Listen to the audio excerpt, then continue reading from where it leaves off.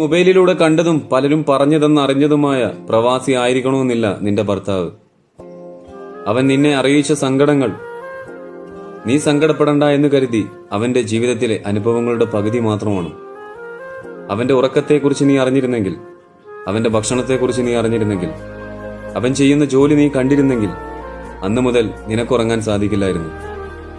അവൻ നിന്റെ ആവശ്യങ്ങൾ നിറവേറ്റുന്നതിൽ വല്ല വിള്ളലും കാണിച്ചാൽ അവനോട് ശകാരിക്കാതെ, ദേഷ്യപ്പെടാതെ, അവൻ നിന്റെ ആവശ്യങ്ങൾ നിറവേറ്റാൻ മാത്രമുള്ളതാണ് എന്ന രീതിയിൽ പെരുമാറാതെ അവന്റെ ശാരീരികവും മാനസികപരവുമായ കാര്യങ്ങളെക്കുറിച്ച് അന്വേഷിക്കുകയും. നിനക്ക് ചുറ്റും അവനൊഴികെ മറ്റു പലരുമുണ്ട്.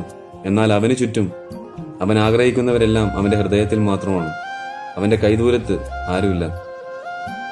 എന്തു വന്നാലും ഞാനുണ്ട് നിന്റെ കൂടെ എന്ന വിശ്വാസം നീ നിന്റെ വാക്കിലൂടെ, സ്നേഹത്തിലൂടെ അവനെ ബോധ്യപ്പെടുത്തും.